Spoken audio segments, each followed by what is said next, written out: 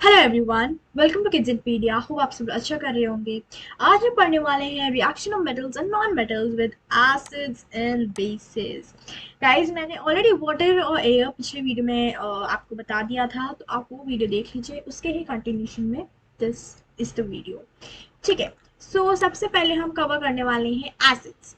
सो बस मैं इसको ऐसे लेबल कर देती हूँ ताकि आप लोग के लिए ही आसान हो। These are metals and these are non-metals. I hope आपको ये समझ में आ रहा हो metals and non-metals.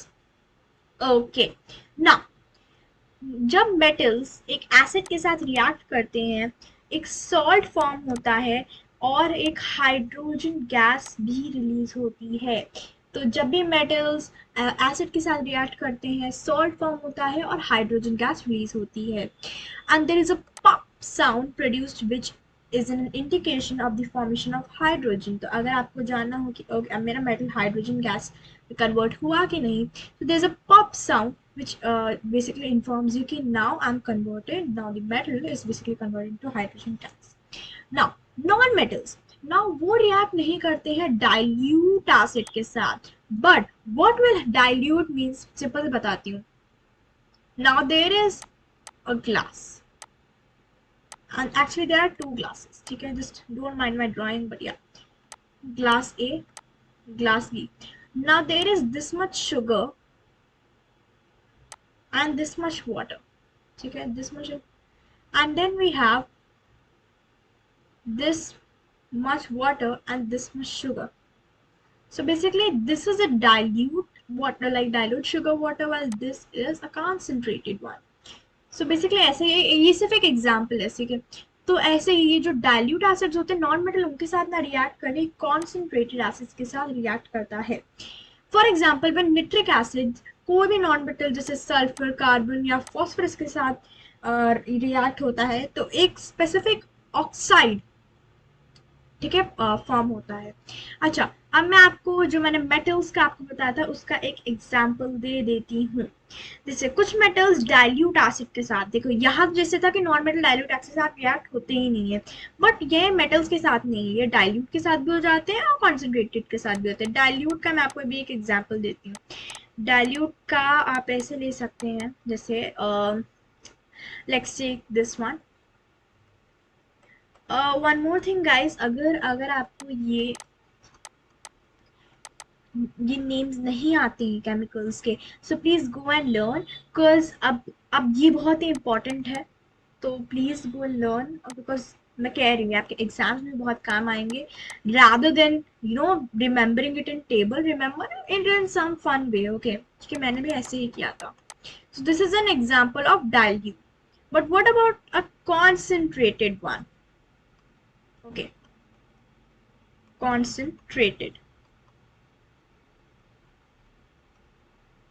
Now let's keep it like this one.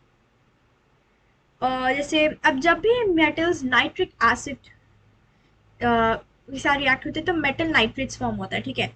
But hydrogen gas off nitrogen is form. तो मान लो मेटल्स के साथ नाइट्रिक एसिड रिएक्ट हो रहा है, ठीक है, nitric acid. So what is form? Hydrogen gas and oxide of nitrogen is form, ठीक है।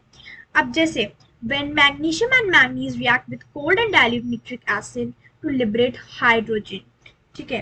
तो ये तो चलो सिंपल से डाइल्यूट एसिड्स थे। अब मैं आपको कुछ एग्जांपल देती हूँ जो मेटल, जैसे नॉन मेटल जो फुल्ली डाइल्यूट एसिड्स के साथ नहीं होते, कुछ मेटल जो नहीं होते रिएक्ट डाइल्यूट एसिड्स के साथ, जैसे गोल्ड,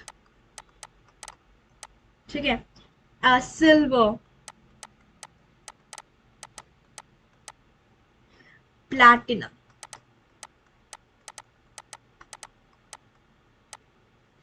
प्लीज रिमेंबर दिस, ये बहुत इंपॉर्टेंट है। Just a second.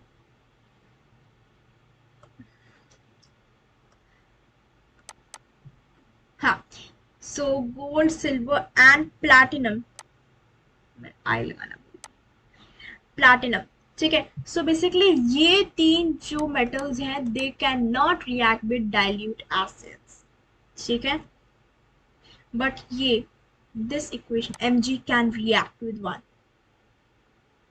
ना बेसिक्स में आते, चलो एसिड बेसिक्स या बेसिक्स कह सकते हैं, तो अल्कलाइन कह सकते हैं, ठीक है ना. We don't say it basic, sorry, it will be bases. Sorry for the mistake, it will be bases. ठीक है.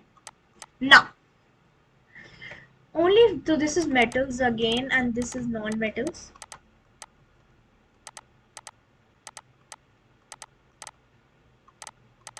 So, अभी हम metals पे आते हैं. Only few metals react with strong bases such as lead, aluminium and zinc.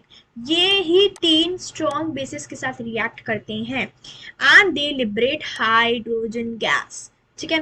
Again वही जैसे metals में भी एक पॉप साउंड आती थी जब वो हाइड्रोजन गैस में फॉर्म होता था, वही बेसिक्स के साथ भी बेसिस के साथ भी होता है. ठीक है, just remember this. Now non metals के साथ बहुत सारे non metals they react with alkalis such as sodium hydroxide and potassium hydroxide. ये भी दो आप चीजें याद रखिएगा. But ये reaction are very complex in nature because they are not basic, like they are very very complex. ठीक है. अब मैं आपको एक एग्जांपल देती हूँ. सबसे पहले मेटल्स के साथ, मेटल्स का लेते हैं ये 5 plus 6NaOH is or represents 2NaAIO. सी आप समझ सकते हैं कि why is it so important to learn the names of the metals and non metals. ठीक है, क्योंकि ये क्वेश्चन आपको ऐसे समझ नहीं आने वाली है. ये तो चलो मेटल्स का हुआ. अब नॉन मेटल्स के लिए मैं आपको बताती हूँ. आप इसको नोट डाउन कर लीजिए या इसकी स्क्रीनशॉट ले लीजिएगा. ठीक है. अब मैं आपको नॉन मेटल्स के लिए बताती हूँ. बेसिकली अब नॉन मेटल्स में सबसे पहले मैं आपको एक्सेप्शन भी बताया, जैसे मैंने आपको पिछले वाले में बताया था एक्सेप्शन. इसमें क्या एक्सेप्शन है, इसमें बेसिकली आपका एक्सेप्शन ये है कि जो nitrogen it does not react with basis. Please याद रखिएगा, nitrogen does not react with basis. Okay, तो मैं आपको बेसिस का ही बता जो रिएक्ट करती हैं. Let's take this NaOH presents NaCl. Please आप ये सब नोट कर सकते हैं क्योंकि ये आपके बहुत काम आने वाले हैं. Plus H done.